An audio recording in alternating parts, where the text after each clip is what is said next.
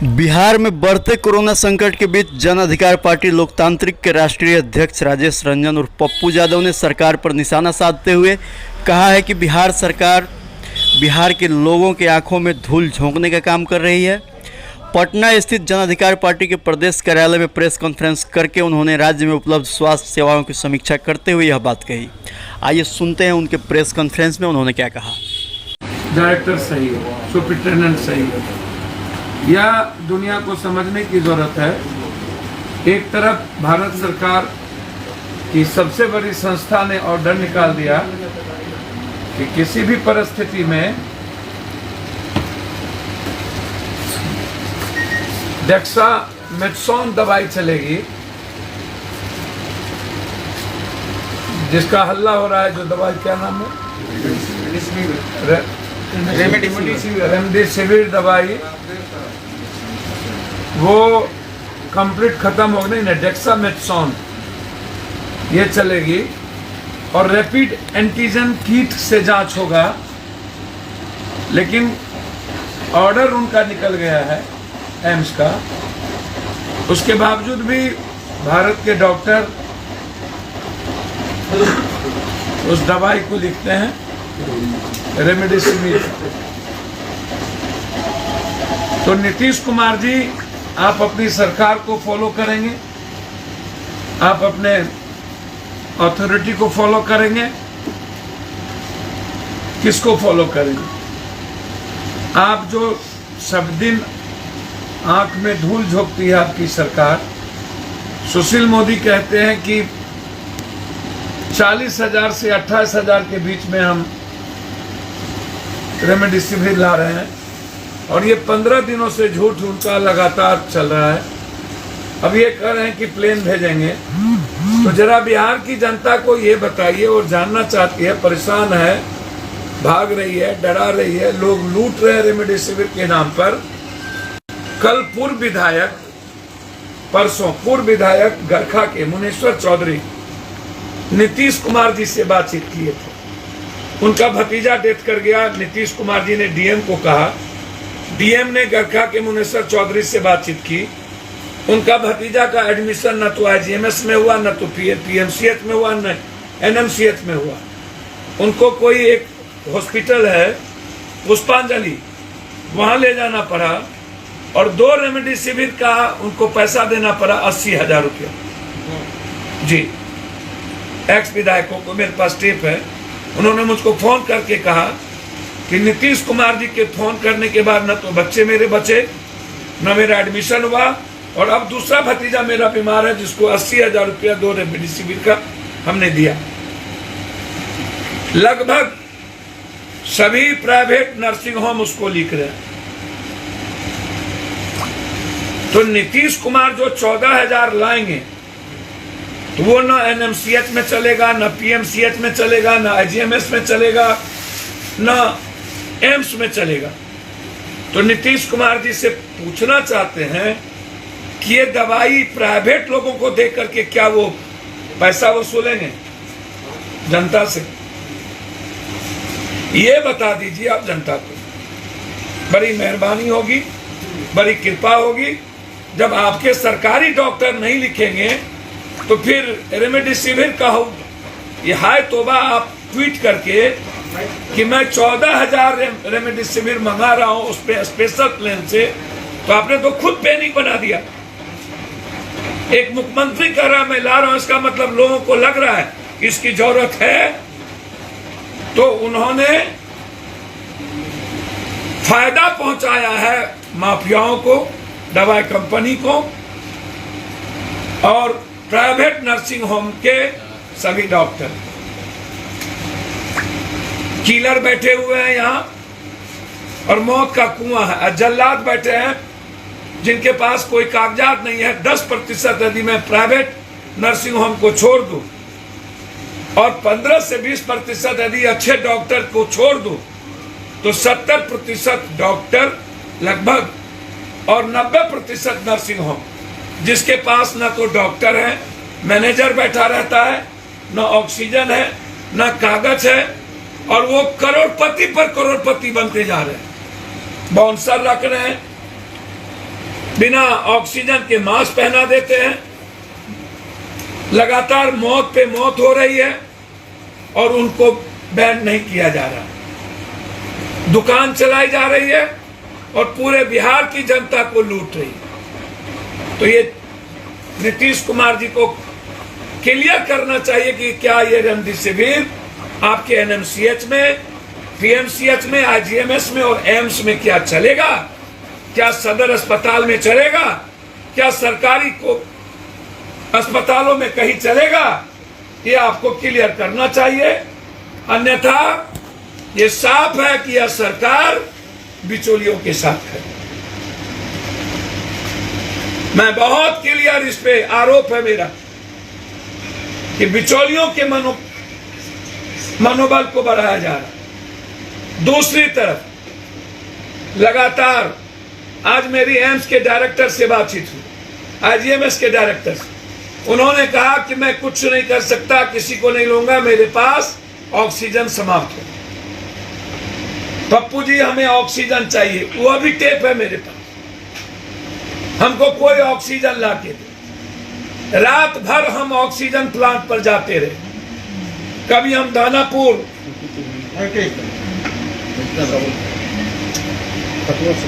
कभी दानापुर हॉस्पिटल में हम गए, हाईटेक, कभी हम सत्यम, कभी कहीं। सुबह 6 बजे 5 बजे जब हम पाटलिपुत्रा पहुंचते हैं तो हाईतोबा, रात में हम बाईपास पहुंचते हैं तो कॉमन लोगों को ऑक्सीजन नहीं मिल रहा है। कॉमन लोगों को ऑक्सीजन नीतीश जी कौन देगा? पूरे पटना और बिहार में मैं बहुत क्लियर पूछना चाहता हूं, जरा नीतीश जी हमको जवाब दे। ये जो आपकी 3 बड़ी फैक्ट्री है, वो राजेश्वरी हॉस्पिटल को 180, ये मेरे पास पूरा आपको मैं व्हाट्सएप पर अभी दे दूंगा। क्या कारण है कि 4 हॉस्पिटल को 180 गैस, जबकि ना तो उनके पास कोरोना का इतना पेशेंट है, ना तो सीट है। क्या कारण है कि उन लोगों को इतना अत्यधिक ऑक्सीजन, किनके दबाव पर, किनके कहने पर? कौन है ये राजेश्वरी के मालिक? एमएमटी की agency, Mithila gas agency, Gangotri gas agency, medi park hospital. ये जो एजेंसी है, ये पूरा का पूरा ऑक्सीजन को, राजेश्वरी सुता जी राजेश्वरी, ये जो एजेंसी है पूरा का पूरा गैस ऑक्सीजन को आउट ऑफ मार्केट कर दिया, सिलेंडर को आउट ऑफ मार्केट कर दिया। और आज एक सिलेंडर, छोटी सिलेंडर, आपको आश्चर्य होगा, ऑनलाइन, हिम्मत देखिए उसकी, ऑनलाइन 19,000 में कह रहा है कि आप लो, मैं देने को तैयार हूं। ये ऑनलाइन, ये ऑनलाइन आप इसको देख लें। ये कह रहा है कि इसका फ्लिपकार्ट कह रहा 19,000, इनका पूरा डिटेल। पटना में 50-60 हजार पर, 30,000 पर अब नहीं मिल रहा है। अभी तक 40 हमने खरीद के पटना में लगभग, और लगभग 1,000 से 1,500 के बीच पूरा का पूरा हर लोग रेमडेसिविर के लिए यहां आते हैं, ऑक्सीजन के लिए यहां आते हैं। हम जानना चाहेंगे कितना दाम है सर वहाँ पे? इसका 19,000, ऑनलाइन 9 लीटर, 9 छोटा, सबसे छोटा, 9 लीटर वाला, छोटा, सबसे छोटा। अब आप ये बताएं बहुत क्लियर कि ये जो गैस प्लांट वाले लोग हैं, जबकि सरकार ने कहा था कि मैं कोविड पेशेंट के अनुसार अस्पताल को गैस सिलेंडर भरवाऊंगा और अभी एजेंसी को नहीं दूंगा, तो फिर एजेंसी को क्यों अभी लगातार डायरेक्ट दिया जाए? ये पूरी एजेंसी ब्लैक ईयर है, ब्लैक मार्केटिंग कर चुके हैं। और इसमें एक गैस प्लांट के मालिक हैं जिसको, जो लगातार इस ब्लैक मार्केटिंग में उसकी हिस्सेदारी है। भूमिका है। सरकार जब कहेगी तो हम उसको प्रूफ के साथ सरकार को देने को तैयार। बहुत क्लियर।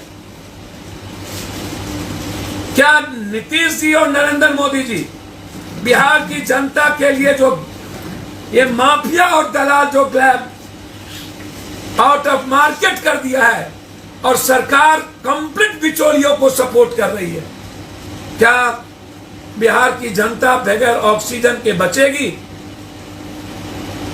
क्या पटना और बिहार के शहर अन्य शहरों के लोगों को जिसका अपना ये है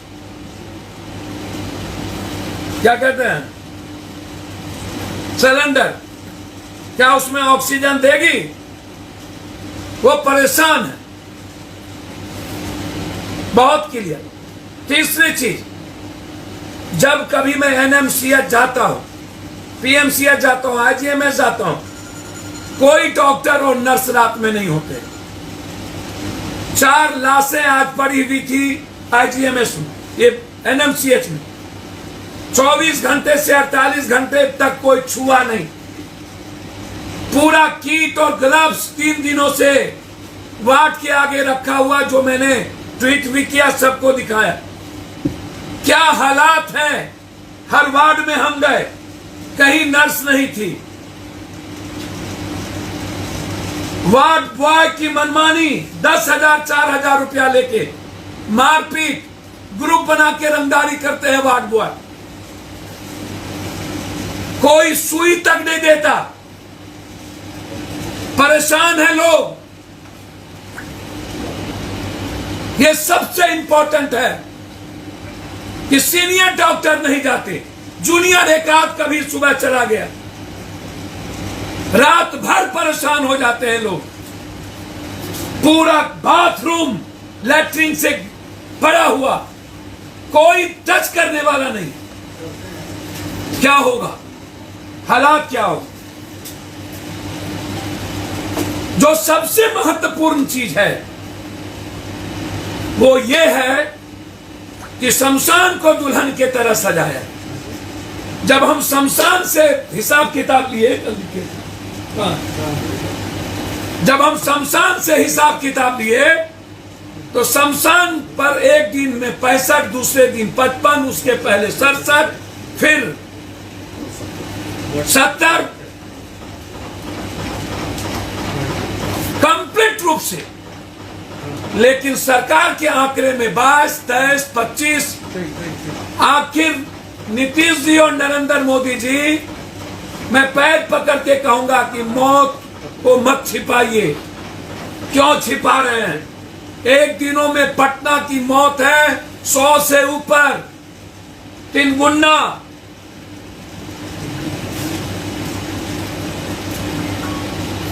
मौत को क्यों छुपा रहे हैं? जब आपका शमशान कह रहा है 60, 70, 55, 56, 65, तो फिर आप कैसे 25, 22, 23, 24 की संख्या की बात करते हैं?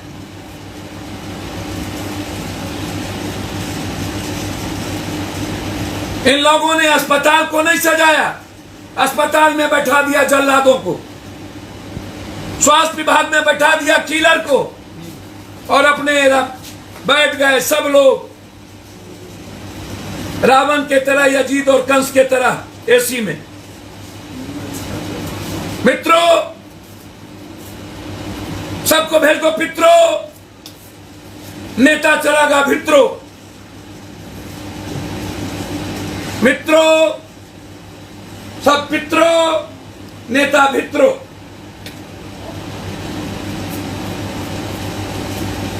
ये सबसे बड़ी बात मैं आपसे कही कि मौत का आंकड़ा क्यों छुपाया जा रहा है और कब तक मौत का सौदा करेगी ये बिचौलिए दलाल और प्राइवेट नर्सिंग होम, और सरकार कब तक रावण और कंस के तरह, धृतराष्ट्र के तरह देखते रहेंगे? यदि इस भारत के और बिहार के आदमी को बचाना है, हर घर के आंसू पोंछने हैं, तो मैं मांग करता हूं सभी सरकारी और प्राइवेट अस्पताल को अविलंब आर्मी के हवाले किया जाए।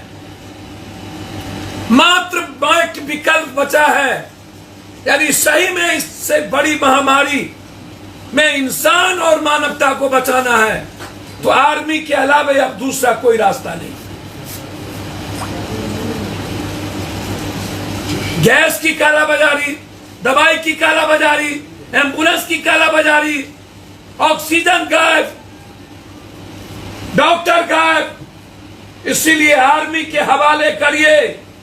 ये बिहार और देश की जनता अब त्राहिमाम कर चुकी है। मैं रात में कभी उसको एडमिट कराओ, कभी 4 बजे उसका फोन आओ, रात भर एम्बुलेंस चिल्लाता रहता है, पिता बेटा मां बहन रोती रहती है, कोई पूछने वाला नहीं होता। सरकार चुप।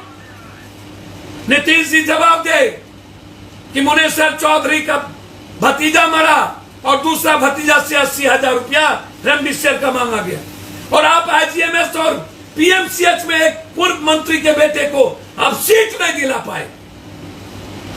रास्ता क्या है? और यही बात अमृत प्रत्यय ने आर्मी से कहा था, मुझे डॉक्टर चाहिए, और आज पप्पू यादव कह रहा है कि डॉक्टर नहीं चाहिए। पूरी की पूरी संस्था और खास तौर पर निजी हॉस्पिटल कंप्लीट रूप से आर्मी के हवाले करें और एनएमसीएच में ताला लगवाएं। मौत का खेल ना खेले एनएमसीएच, ये मेरा आग्रह है। मैं कई बार कह चुका हूं, हालात अच्छे नहीं है। रेमडेसिविर को बैन करिए। जो एम्स दिल्ली ने जो कहा है उसकी लिखिए, और बिचौलिया को सपोर्ट मत करिए। सरकार माफ नहीं करेगी। ये सत्ता पक्ष और विपक्ष ये कंप्लीट रूप से बिहार को मारने में, बिहार को खत्म करने में भूमिका है। इसीलिए इनसे अलग हटकर बिहार की जनता को आर्मी के हवाले कर बचाए। धन्यवाद। सर हो गया, सर हो गया।